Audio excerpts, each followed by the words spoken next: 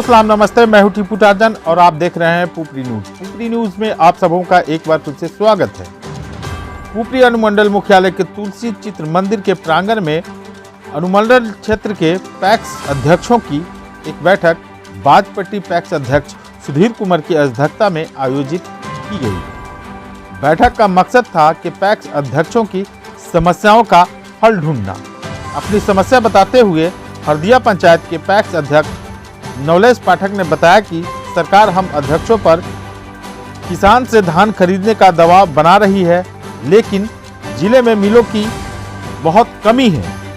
हम लोग अगर धान की खरीदी कर लेते हैं और वक्त पर उस धान से चावल तैयार नहीं होता है तो फिर हम लोग कर्ज में डूब जाते हैं। जब तक धान से चावल तैयार नहीं होगा तब तक हम लोग उसे गोदाम को नहीं बेच पाएंगे। इसलिए ज़रूरी है कि पहले सरकार उसना चावल के मिलों का इंतज़ाम करे। जब हम लोग धान की कीमत किसानों को देते हैं तो वह रुपया पैक्सों के ऊपर कर्ज हो जाता है, जिसका सूद भी देना पड़ता है। अध्यक्षों ने बताया कि हम लोगों के सामने घोर संकट है।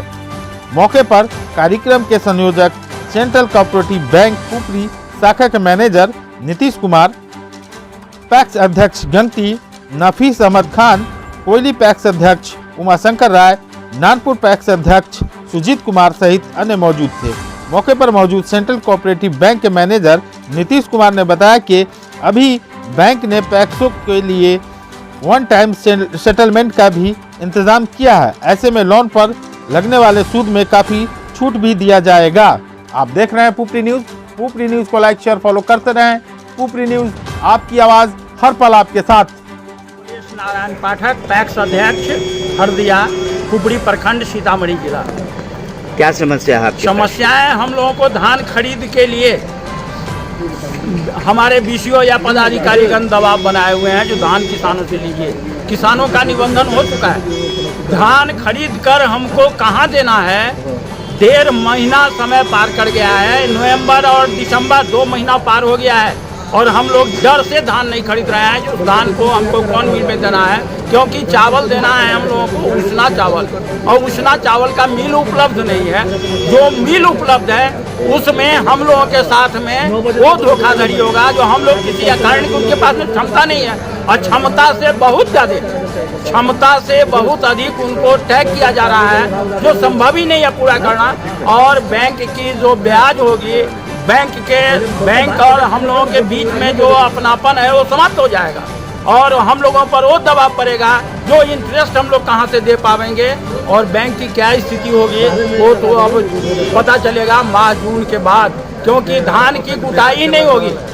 धान की कुटाई होगी ही नहीं, मिल के पास में क्षमता नहीं है और सही जांच हो तो इन मिलों पर जो मिलर आज के दिन में टैगिंग हुआ है उनकी जांच हो तो शायद वो जो उनके द्वारा जो क्षमता दी गई है उन पर निश्चित रूप से केस किया जाना चाहिए, ना कि धान कूटने के लिए उनको धान दिया जाता है। उच्च स्तरीय जांच हो इसका, जो उस मिल की क्षमता क्या है।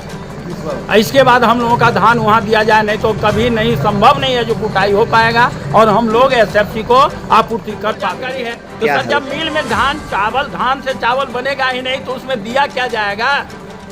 एक साफ होकर के है जो पदाधिकारी हम लोगों को गलत करने पर दबाव दे रहे हैं जो तुम लोग गलत करो और एसएफसी को चावल दो। कहाँ से चावल आएगा? मिल है ही नहीं, मिल है नहीं। जो मिल है उनके क्षमता से बहुत अधिक जो है तो ये व्यवस्था है। तो वहाँ पे तो कई मिलर थे जिन्होंने कहा था कि हमारे यहाँ उसना चावल बनाने का सर वही मिल जिला में सिर्फ 3 मिल हैं जिनकी क्षमता बहुत कम है। 10 से 15 पैक से ज़्यादा का वो काम नहीं कर पाएंगे। 200 पैक से काम कर रहे हैं और सबके सब जो है तो सिर्फ एक हिसाब से लोगों को बरगलाने की व्यवस्था हो रही है। ये मिलर लोगों को बरगला रहे हैं। हमारे पता नहीं कैसे पदाधिकारी इतने सुन रहा हूँ जैसा कि इतने अच्छे और ईमानदार हमारे डीएम साहब हैं, फिर भी वो किस हालत में उन लोगों के दबाव में आ गए और उनको एक्सेप्ट कर लिया पता नहीं चल रहा है। वो जांच करें, उच्च स्तरीय जांच हो, मिलर की क्षमता क्या है, तब हम लोग धान तो देंगे ही। लेकिन धान होगा क्या? धान कुटाई नहीं होगी और एसएफसी को चावल नहीं पहुँचेगा और हम लोगों पर ब्याज बढ़ करके वो दशा होगी जो पैक्स पुनः आज से 25 वर्ष पहलों की स्थिति में पैक्स सब आ जाएगी, जैसा कि आप देखिए। अभी सुधीर कुमार, व्यापार मंडल अध्यक्ष, बाजपट्टी। सह प्रतिनिधि, सीतामढ़ी सेंट्रल कोऑपरेटिव बैंक अध्यक्ष।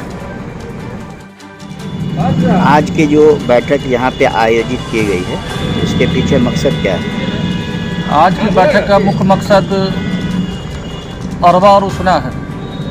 सीतामढ़ी में अभी तक 3 उसना मिल को निबंधित किया गया, जो सरासर जिसका कागजात भी सरासर फर्जी है।